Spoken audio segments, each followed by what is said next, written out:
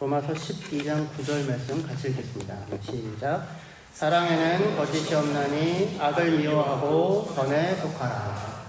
아멘. 자리에 앉아주십시오. 네, 로마서 12장 9절 말씀으로 사랑이 힘든 이유는 러브가 힘든 이유와 다릅니다 라는 제목으로 이렇게 말씀 나누겠습니다. 오늘 우리는 지난주에 이어서 사랑이라는 아주 익숙하면서도 평생의 숙제 같은 주제에 대해서 조금 더 이야기를 하려고 합니다. 연인 간의 뜨거운 사랑이 계속 뜨겁죠? 그렇진 않죠. 식지요. 그죠? 식을 때가 있습니다. 부부 사이의 다정함이 의무감으로 변하고 또 자녀를 향한 마음이 속상함으로 가득 찰 때 우리는 사랑이 참 힘들다 그런 생각을 하게 됩니다. 직장 동료나 이웃, 심지어 교회 성도와의 관계 속에서도 우리는 사랑하기 위해서 애써보지만 그 과정에서 상처받고 지치기도 합니다. 삶이 고단한 만큼 누군가를 사랑하며 함께 살아간다고 하는 건 결코 쉬운 일이 아닙니다. 오해, 갈등, 서로 다른 기대, 서로 다른 필요, 그 속에서 살아가면서 인내하고 또 지혜를 구하며 살지 않을 수 없는 그런 것이지요. 그래서 설교 제목처럼 그게 한국어로 사랑이든 영어로 러브든 사랑이 힘들고 어렵다, 쉽지 않다라고 하는 것에는 다 공감할 것입니다. 근데 오늘 제가 나누고 싶은 내용은 단지 사랑이 어렵다라고 하는 것이 아니라 영어의 러브라는 말과 한국어 사랑이라고 하는 말이 똑같은 말이 아니에요. 사실은 비슷하지만 완전히 동일하지는 않은 서로 다른 개념이 있어서 서로 다른 어려움을 낳는다라는 겁니다. 특별히 저희가 이제 독일에 살지만 저희가 독일어를 쓰는 분들도 계시고 영어를 주로 사용하시면서 살지만 또 한국 사람이잖아요. 아니면 한국 분과 같이 사시거나. 그래서 한국인으로서 정서를 간직하고 살아가는데 그런 우리에게 있어서 사랑이라는 말과 러브라는 말은 그 문화적인 맥락에 서로 똑같지가 않기 때문에 비슷하지만 서로 다른 어려움을 만들어냅니다. 근데 문제는 우리가 그 사실을 잘 인식하지 못한 채 그냥 살아간다는 거예요. 그래서 오늘 설교 제목이 사랑이 힘든 이유는 러브가 힘든 이유와 다르다 라고 하는데 그냥 막연히 문화적인 차이가 있다 정도로만 생각을 하고 깊이 그게 어떤 차이가 있고 그게 우리 안에 서로 다른 어떤 문제를 만들어낸다라는 거는 잘 생각하지 못하는 것 같아요.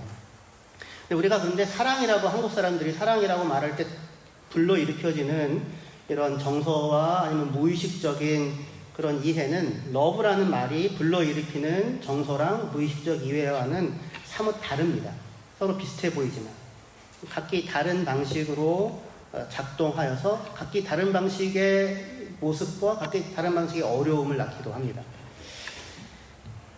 그래서 이거를 잘 생각하지 못하고 특히 이제 코리안 아메리칸 그게 뭐 3살 때 거기를 갔건 중학교 1학년 때 갔건 고등학교 때 갔건 아니면 20살 때 미국에 갔건 아니면 여기 독일에 언제 나왔던지 간에 내가 한국인인가 미국인인가 내가 독일인인가 뭐 이런 생각을 하며 살긴 하지만 그 말이 우리 안에 무의식적으로 있어서 만들어내는 어려움 때문에 내가 혼란스럽다는 생각은 잘 못하는 그런 경우들이 있습니다. 그래서 그런 걸 잘 인식하지 못한 채 성경이 요구하는 서로 사랑하라, 형제를 사랑하라, 원수를 사랑하라 라고 하는 이런 말을 듣고 실천하려고 할 때 사실은 그 언어의 혼란으로 인하여 생기는 어려움이나 충돌이 있는데 그런 거를 잘 생각하지 못하고는 역시 사랑은 어렵구나, 러브도 어렵고 사랑도 어렵구나 이런 생각을 하게 됩니다.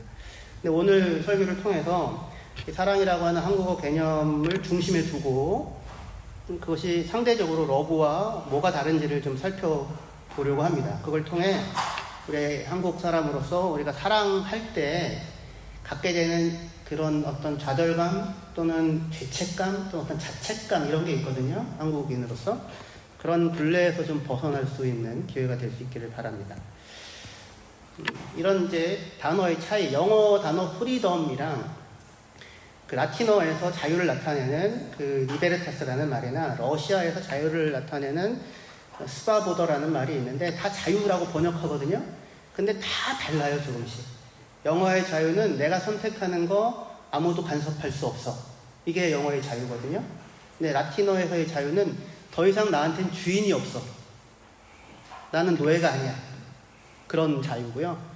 그리고 러시아어에서의 자유는 나를 꼭꼭 좀 이렇게 얽어매는 거 없어. 아, 자유로워. 이런 해방감 같은 그런 자유예요. 똑같이 자유라고 쓰지만 서로 다른 문화적 맥락에 따라서 그게 다르게 느껴지거든요. 근데 한국어에서 사랑과 영어에서 러브도 그와 마찬가지의 깊은 나름의 차이를 갖게 됩니다. 영어에서 러브에는 그 중심에 내가 있는 것 같아요. 내가 사랑하는 겁니다. 그래서 영어의 러브를 이렇게 지난번에 이어서 요 구분 분석한 거를 저기 회장지사님 요걸 좀 눌러주시면요. 영어에서 X loves Y라고 그렇게 할 때 어떻게 이걸 이해할 수 있냐면, 예, 먼저 이 사람이 좋아 이거예요. 난 이 사람 좋아. 그런 마음이 내 안에서 시작되죠. 그래야 사랑을 할 수 있게 되지 않겠습니까? 그리고는 좋은 느낌을 갖습니다. 아, 나는 좋은 감정을 갖게 되는 거죠. 그리고 나서 이 사람이 좋고 좋은 감정이 있기 때문에 이 사람을 위하여 뭔가 좋은 일을 해주고 싶어집니다. 그리고 함께 있고 싶어요. 그게 영어의 러브가 갖고 있는 그런 표현이라고 생각할 수 있어요. 뭐 한국어도 그렇지 않는가? 이런 생각을 할 수 있을지 모르겠는데, 하지만 이 영어에서의 이 러브는 그 사랑을 하는 그 사람 자신의 주관적인 판단, 감정에서부터 시작돼요.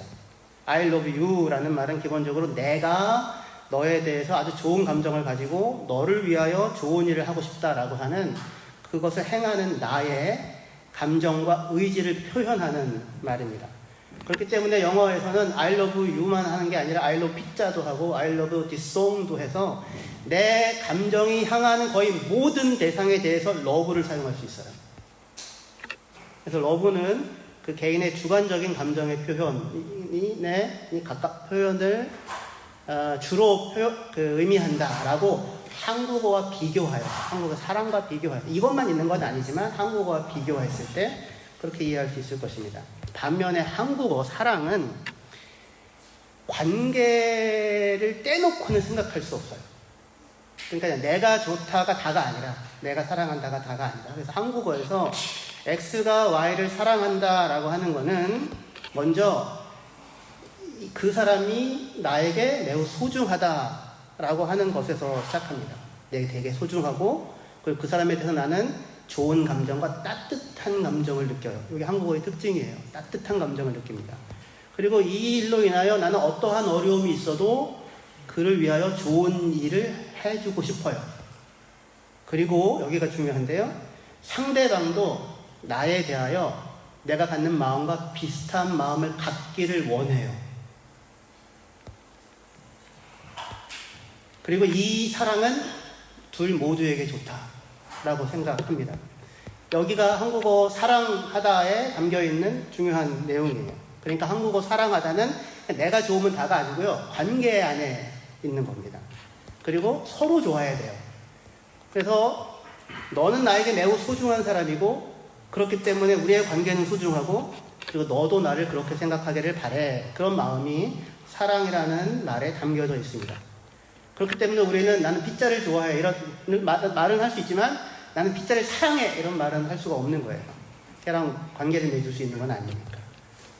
그래서 우리에게서 사랑은 나 혼자만의 감정이 아니라 너와 나, 우리 사이의 관계에 대한 약속, 기대 이런 것들을 담고 있는 말입니다. 그렇기 때문에 한국의 짝사랑이라는 말이 되게 특이한 말이에요. 이런 표현으로 안 써요, 다른 나라에서는. 왜냐하면 사랑은 반드시 뭐가 있어야 됩니까? 짝이 있어야 되잖아요. 근데 사랑에 짝이 없어요. 그게 얼마나 이게 말이 안 되는 사랑이겠습니까? 이게 말이 안 되는 사랑이다라고, 짝이 있어야만 한다라는 말이 사랑이라는 말 안에 한국어에는 있는 거예요. 그래서 한국 사람에게 있어서 사랑이란 본질적으로 서로 상호적이고 혼자서는 완성되어질 수 없는 겁니다. 한국말에 이렇게 미운정이라고 하는 특별한 말이 있습니다. 미운정, 고운정, 미운정, 고운정, 미운정 다 들었다 이렇게요. 그 고운정은 좋아하는 마음이라면 미운정은 미워하는데 어떻게 그렇다고 해서 밉지만도 않은, 밉다고만 할 수 없는 이거 다른 나라 어느 말로도 번역할 수 없는 우리들만 갖고 있는 말이거든요. 관계가 중요하기 때문에 생겨난 말이에요. 이것도.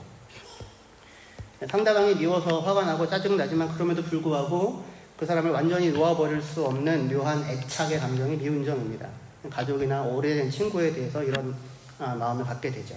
때로는 정말 화가 나고 실망스럽지만 그렇다고 해서 관계를 쉽게 끊어버릴 수 없는 상황에서 우리는 그 속에서 들러가게 되는 정을 미운 정이라고 얘기를 하게 됩니다. 정이라고 하는 말이 아주 독특한 한국 사람들의 관계 중심적인 그 삶의 방식을 나타내는 표현이라고 할 수 있어요.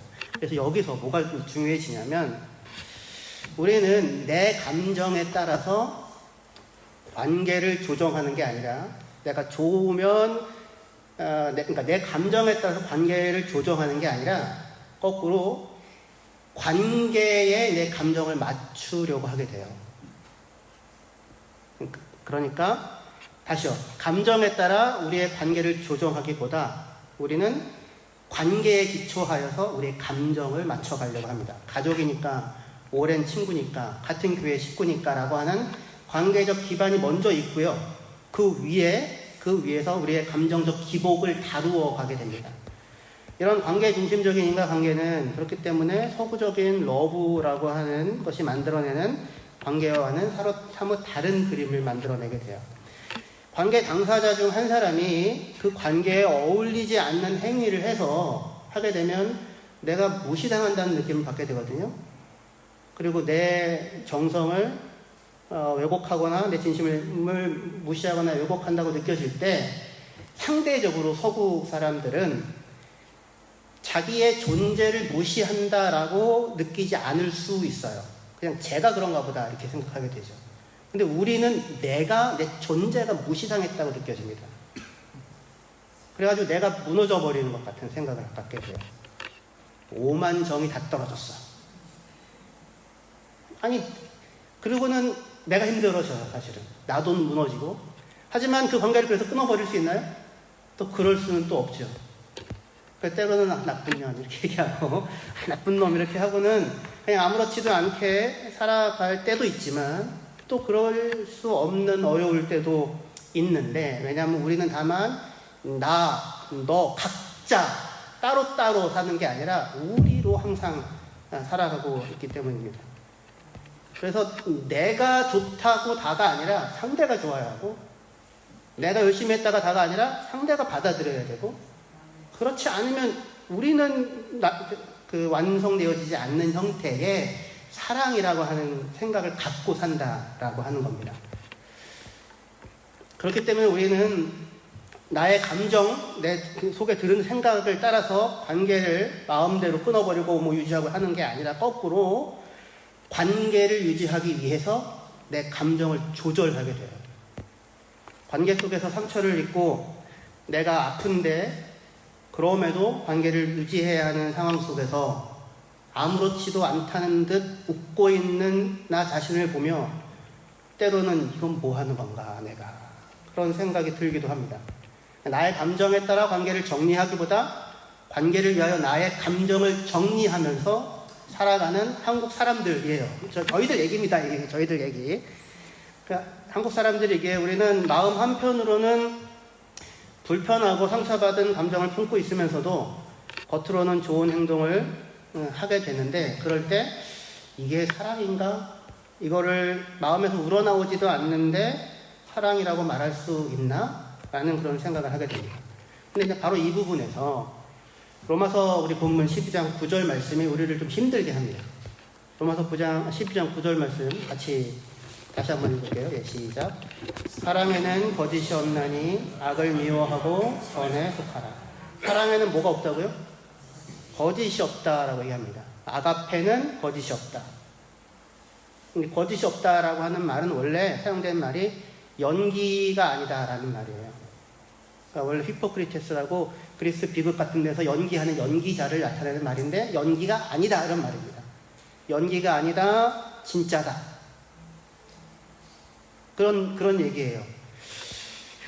근데 사실은 이 말, 이 말이 우리를 힘들게 합니다. 사랑은 진짜다, 연기가 아니다. 영어의 러브의 사고방식, I love you라고 하는 내가 그를 사랑하면 되는 거죠. 그런 사고방식에 익숙한 사람에게 있어서 원수 사랑, 나를 힘들게 하는 사람에 대한 사랑은 비록 감정적으로는 어렵게 느껴진다고 해도 내가 그 사람을 위해서 좋은 행동을 하기로 결단하고 그리고 그런 행동을 하면 되는 거죠. 그렇게 생각할 수 있어요. 여전히 내 감정은 불편하지만 하나님이 명하시니, 하나님이 원하시니 나는 그를 위해 기도하고 선을 행한다 라고 그렇게 생각할 수 있습니다.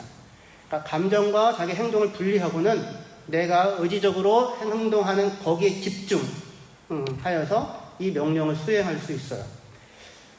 근데 한국어 사랑하다는 좀 느낌이 다르다는 거예요. 영어로 love your enemy라고 하는 말과 네 왼수를 사랑하라, 네 원수를 사랑하라 라고 하는 말은 느낌이 어때요? 똑같아요? 말씀 목사님 어때요? 네. 용주 형제 어때요?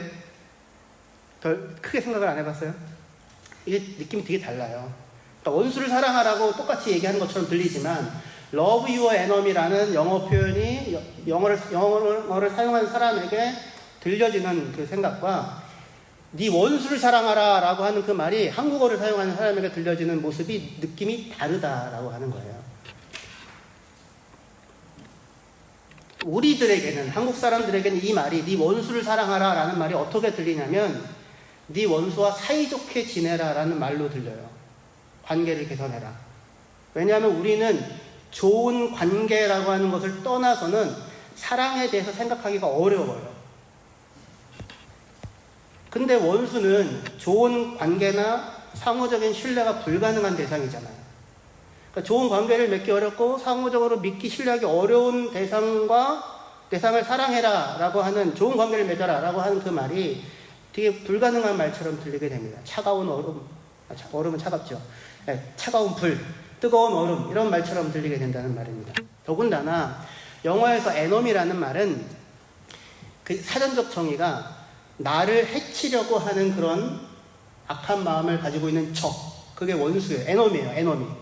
영어 enemy는 나를 해치려고 하는 악한 마음을 가지고 있는 적, 그게 enemy인데 한국어로 원수는 그게 아니에요. 한국어로 원수는 사전적 정의가 뭐냐면 해를 입어서, 상처를 입어서 원한이 맺힌 대상이 원수예요.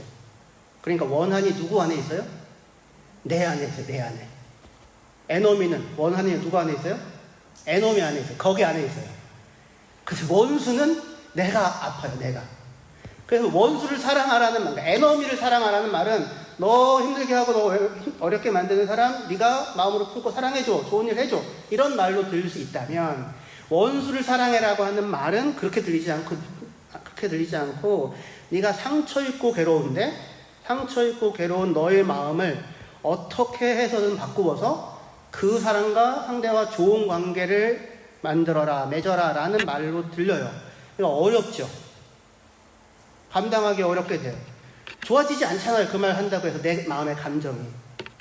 그래서 사실 우리는 원수라는 말까지는 아닐지라도 관계 중심의 사회에서 그렇지 않아도 나의 감정에 충실하지 못한 채 살게 되잖아요. 내 마음대로 사람을 대하고 내 마음대로 행동하면 싸가지가 없다, 이런 말을 듣게 돼요. 나의 감정보다 너의 감정을 먼저 살피고 나의 마음보다 너의 마음을 먼저 살피는 게 한국 사람들이에요. 왜냐하면 관계가 소중하기 때문이기도 하고 관계가 무섭기 때문이기도 해요. 관계만큼 무서운 게 없어요. 그런 우리에게 있어서 원수, 곧 내가 해를 입어서 원한이 맺힌 상대를 사랑하라고 하는 말은 우리가 받아들이기 어려운 폭력적인 말처럼 들릴 수 있습니다. 그렇지 않아도 내 마음 편하게 살아본 적 없는 우리들에게 원수를, 그것도 사랑하라 라고 하는 그 말은 우리에게 위선을 떨라는 말처럼 들리고 연기를 강요하는 말처럼 들려요. 그런데 성경은 뭐라고 얘기합니까? 로마서 12장 9절에 사랑은 진짜다, 진심이다, 연기가 아니다, 이렇게 말을 하니 미치겠죠. 우리는 감정대로는 살 수는 없으니까 감정과는 다른 얼굴로 사람을 대하면서 살아가면서 마음속에는 미움과 분노와 서운함이 있어도 그 사람을 위해서 어떻게든지 친절을 베푸게 되는데, 그러한 자기를 보면서 스스로 그래도 나는 하나님의 뜻을 따라 원수를 사랑하고 있어 라고 생각할 수도 있지만, 그것보다는 나는 내 마음은 이런데 이렇게 그냥 겉으로만 행동하는 것을 보니 나는 겉과 속이 다른 그런 위선자이거나 아니면 진짜 사랑이 없는 사람 아닌가 라고 하는 자책감을 스스로 갖게 된다는 겁니다. 그래서 원수를 사랑하라고 하는 성경의 명령을 지키려고 애를 쓰면 애를 쓸수록 더 큰 위선자가 되는 것 같은 함정에 빠져요. 이게 사랑이라는 단어의 문화적인 DNA가 우리에게 주는 고통입니다. 어떻게 해야 될까요? 그래서 관계를 끊자니 괴롭고 유지하자니 그것도 고통스럽고, 그런 우리에게 원수를 사랑하라거나 사랑은 연기가 아니라고 하는 말은 도망이라기보다는 우리를 더욱 힘들게 하는 말처럼 들립니다. 해법은 뭘까요? 우리도 이렇게 영어적 사고를 따라서 상대방이 어떻게 생각하느냐가 별로 신경 쓰지 말고 네 마음이 중요하니 네 마음에 더 충실하게 행동해라, 그렇게 하면 된다 라는 걸 훈련해야 될까요? 다시 돌아오잖아요. 다시 돌아오잖아요. 그리고 마음은 없지만 행동하면 그게 사랑이다. 그러니까 네 마음이 다 따르지 않는다고 해서 너무 정죄감을 갖지 마라. 물론 좋은 말일 수 있지만 우리에게는 이게 그것만으로 다 해결이 안 되는 거예요. 관계가 좋아져야지 최종적으로 풀리는 거거든요. 우리들 더욱더 그래요. 그러니까 사실은 사랑의 문제는 관계의 문제인 겁니다. 우리들에게 있어서. 그러니까 얼마나 사랑을 잘하느냐가 아니라 얼마나 내 관계가, 내가 맺어가는 관계가 좋은 관계고 쉴 수 있는 관계고 신뢰할 수 있는 관계고 내가 받아들여지는 관계고 내가 편안할 수 있는 관계인가가 중요한 거잖아요. 그 안에 사랑이라고 하는 것들이 담기는데 그게 안 되니까 온갖 생각들을 하면서 어려움을 겪게 되는 겁니다. 그래서 우리에게 필요한 것은 감정에 따라 행동하라거나 감정과 행동을 분리하라라고 하는 것이 아닌 거죠. 로마서 5장 8절 말씀 볼게요. 같이 읽겠습니다. 8절 10절입니다. 시작. 우리가 아직 죄인 되었을 때에 그리스도께서 우리를 위하여 죽으심으로 하나님께서 우리에 대한 자기의 사랑을 확증하셨느니라. 10절. 곧 우리가 원수 되었을 때에 그의 아들의 죽으심으로 말미암아 하나님과 화목하게 되었은즉 화목하게 된 자로서는 더욱 그의 살아나심으로 말미암아 구원을 받을 것이니라. 우리에게 아무리 노력하고 애를 써도 쉽게 평안을 주는 관계를 만들어낼 수 없는 삶을 살고 있는 우리들에게 성경이 주는 깊은 복된 소식은 뭐냐면 하나님과 우리와의 관계는 우리가 원수였을 때부터 시작되었다는 거예요. 우리가 죄인이었을 때에 우리를 사랑하셨다는 거예요. 그리고 우리와 화목을 이루셨다고 하는 거예요. 여기가 우리가 설 수 있는 첫 번째 자리입니다. 여기 말고 다른 곳에서는 없어요. 아무도 온전하게 사랑할 수 없듯이 아무도 온전한 이런 관계를, 하나님과 우리 사이에서 생겨나는 이런 관계를 어디에서도 사실은 우리는 만들어낼 수 없고 발견할 수도 없어요. 그런데 복음이 들려주는 바는 뭐냐면 하나님과 우리 사이에 그런 화목이, 그런 깊은 신뢰 관계가 허락되었다라고 하는 것입니다. 하나님의 사랑은 우리가 아직 죄인 되었을 때 시작되었고요. 그 사랑이 목표하는 바는 10절이 말하는 것처럼 화목이에요. 하나님은 우리말 사랑이 보여주듯이 하나님께서 우리에 대하여 갖고 계신 그런 마음과 같은 마음을 우리도 갖게 되기를 원해요. 왜냐하면 하나님에게는 우리가 중요해요. 우리가 소중해요. 그렇기 때문에 우리를 사랑할 뿐만 아니라 우리도 하나님을 향하여 그런 사랑의 마음을 품게 되기를 하나님은 원하세요. 우리가 소중하고 중요하다라고 얘기하는 거죠. 이 속에 서야 하는 겁니다. 예수님은 배신할 제자들의 발을 씻기셨고요. 자신을 부인하는 베드로를 찾아가서 부인했던 베드로를 찾아가서 아침밥을 먹여주십니다. 자신과의 관계를 부인하고 베드로가 예수의 제자라는 소속도 부인하고 스스로의 정체성도 부인한 베드로였지만 예수님은 그에게 찾아가서 너나 사랑하니? 라고 3번을 물어요. 이 말은 내가 너를 사랑한다라는 말보다 더 깊은 관계의 그 견실함을 보여주는 말이에요. 너나 사랑하니?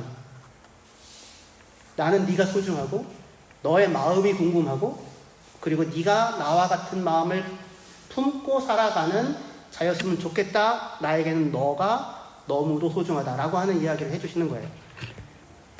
그래서 그렇게 이 하나님과의 관계 안에 우리가 먼저 깊이 뿌리를 내리고 섰을 때 우리에게 2가지 길이 열립니다. 그 내용을 정리하고 오늘 말씀 마무리할게요. 첫 번째 우리가 기억해야 되는 게 뭐냐면 관계의 주인은 내가 아니라 하나님이십니다. 그리고 관계 자체가 우리의 하나님이 아닙니다. 하나님이 우리의 하나님이십니다.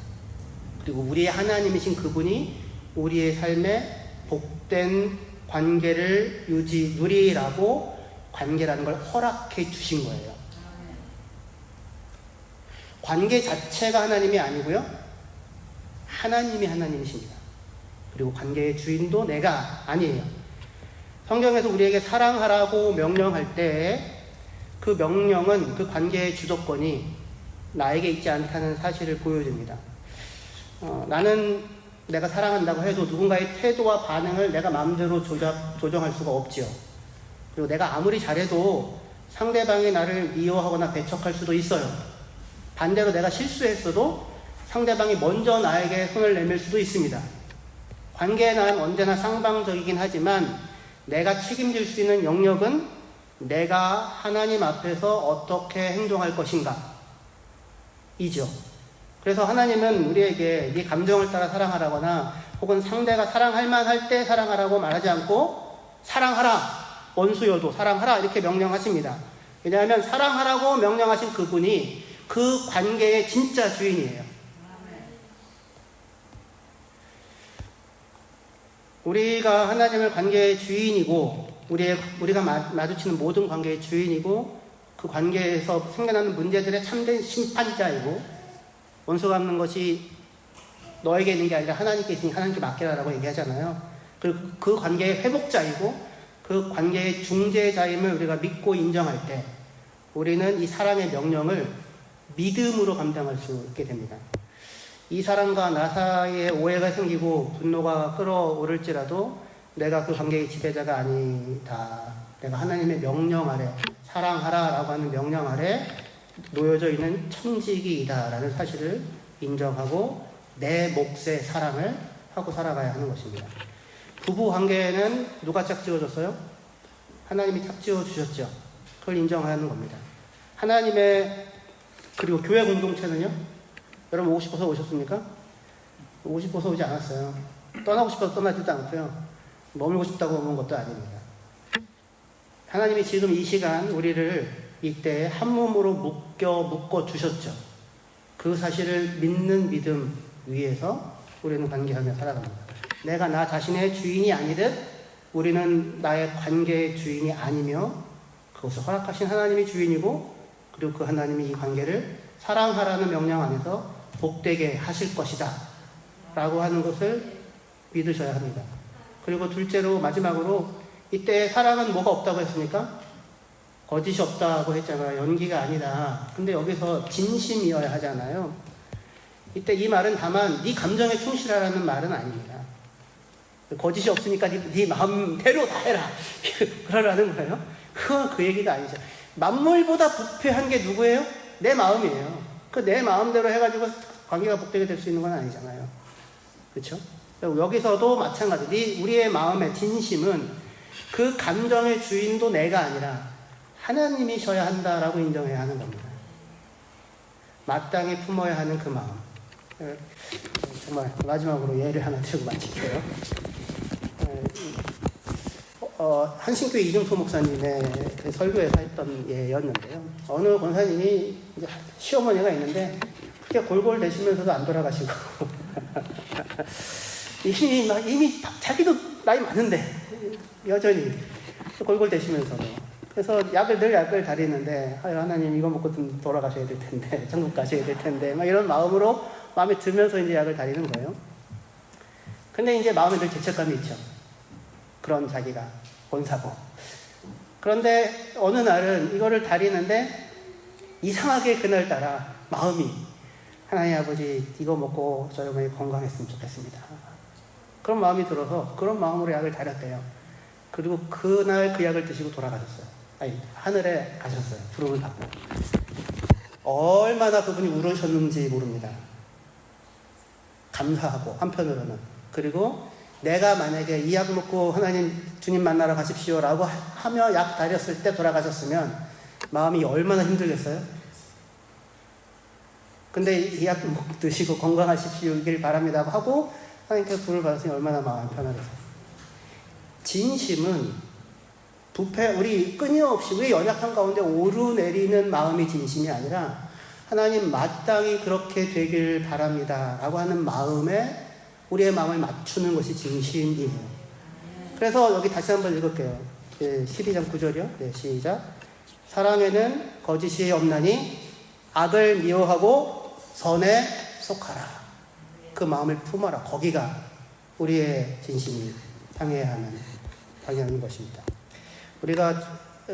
우리의 사랑이 어려워요. 우리의 사랑은 나 혼자 사랑한다고 다가 아니거든요. 상대가 같이 기뻐해야 되거든요. 근데 이걸 만들어내는 실력이 우리에게 없어요. 왔다 갔다 하고 그러잖아요. 근데 그 관계를 주신 분이 하나님이시다. 관계의 주인이 하나님이시다. 내 마음의 주인도 하나님이시다. 그리고 마땅히 행해야 될 바에 내 마음을 맞춰 믿음으로 이 길을 걸어간다. 그렇게 하셔서 참된 복을 누리시는 저와 여러분 되시기를 주의 이름으로 축원합니다. 기도하시겠습니다.